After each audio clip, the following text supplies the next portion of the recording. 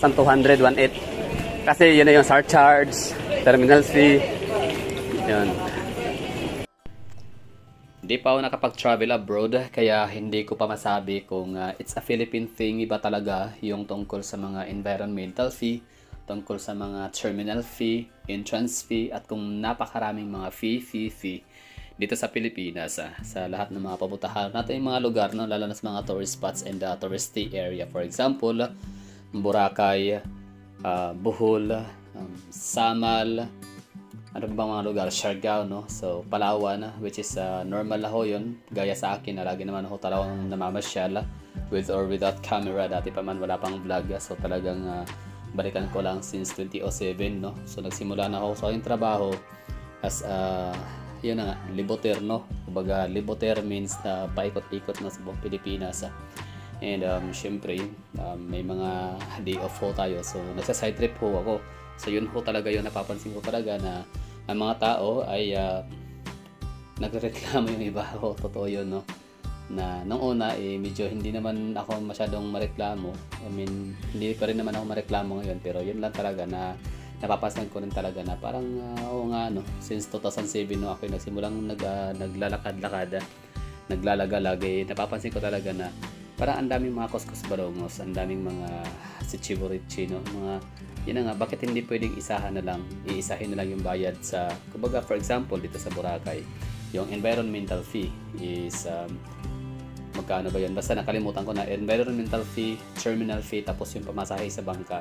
Di ba? Bakit hindi na lang kayang iisahin na lang, isang singilan na lang, no? Isang ticket na lang yung babayaran, isang window na lang, parang ganun, para to make the life easier para sa mga turista, para sa mga biyahedor.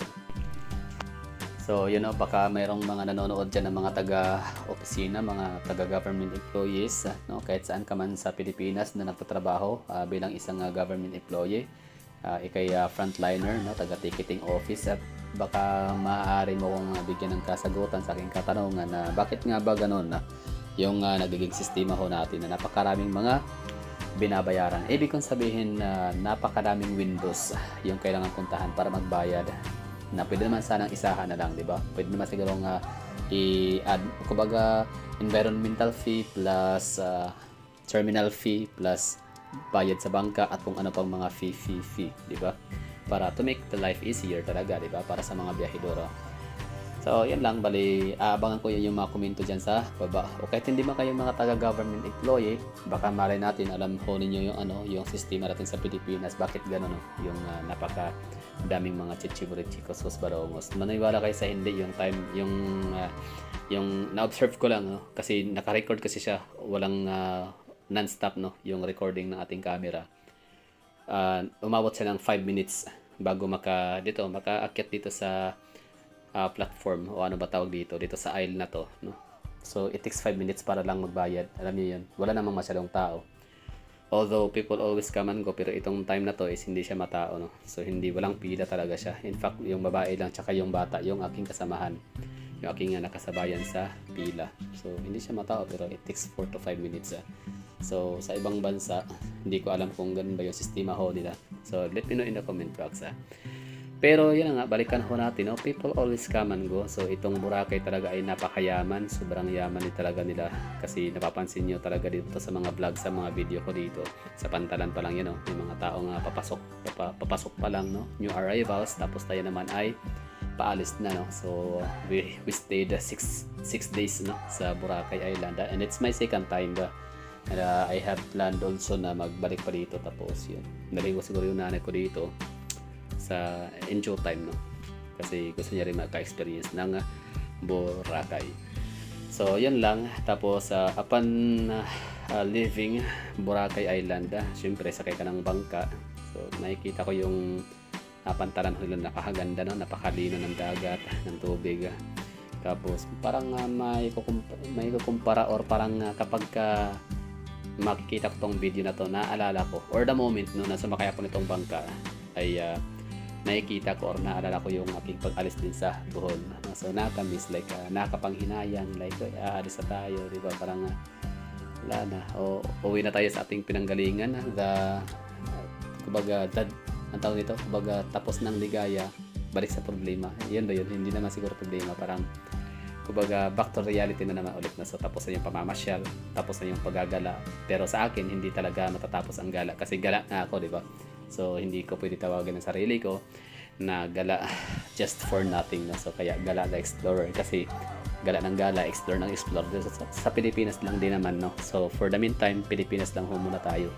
Meron pa po tayong hindi napuntahan, yung bandang Western Mindanao, yung Zamboanga Peninsula, yung Solo, Tawi-Tawi. Actually, meron akong ticket papuntang Zamboanga nitong August 7. So ngayon is August 9 na, pero wala pa ako sa Zamboanga, kaya ayan, hindi ko pa napuntahan tuloy. Basta may mga certain circumstances kaya hindi ako natuloy sa Zamboanga City.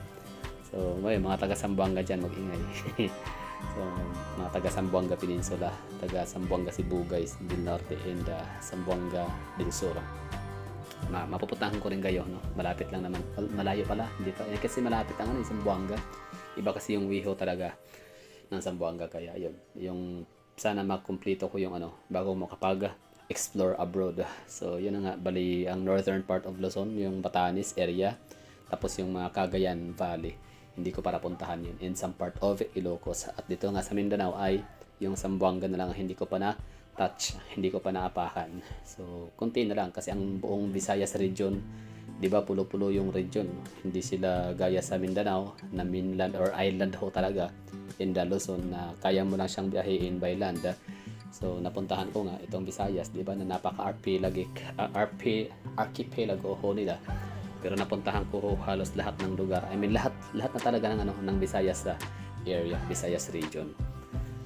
Ayun, so Western Visayas, Western Mindanao na lang. Yun yung Zamboanga Peninsula and Solo, Tawi-Tawi. Tapos northern part of Luzon, yun yung Cagayan Valley, Ilocos region, and Batanes. So yes, paplanuhin ho natin yung mga hagala. Dadalhin ko rin kayo doon sa ating mga vlog.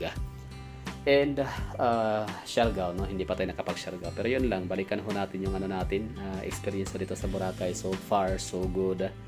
Walang pagsisisi, di ba? So worth it yung spending ho natin dito. Kahit pa sabihin natin na napakatipid ko na talaga mag-travel, magbiyahe, pero magastos pa rin, no? Ibig ko sabihin na yes, napakanipis ng 20,000 pesos dito para sa 6 na araw. Yes, super thin. Totoo yan. Napakapayat ng 20k sa loob ng 6 na araw. So, yun yung natin, pinaka-budget deal na ho talaga yun.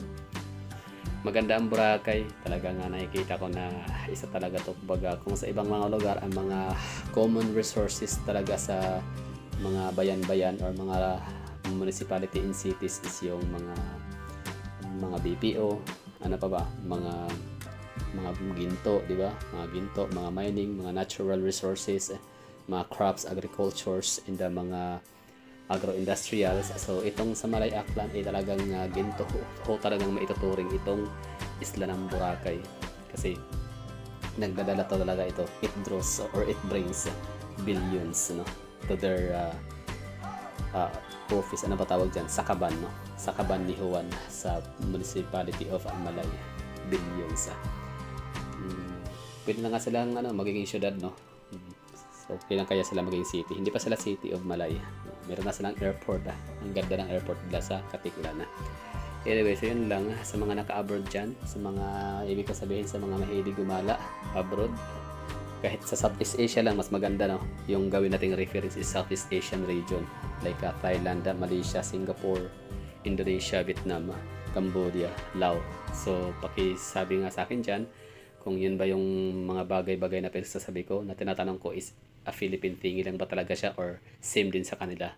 Yung maraming fish.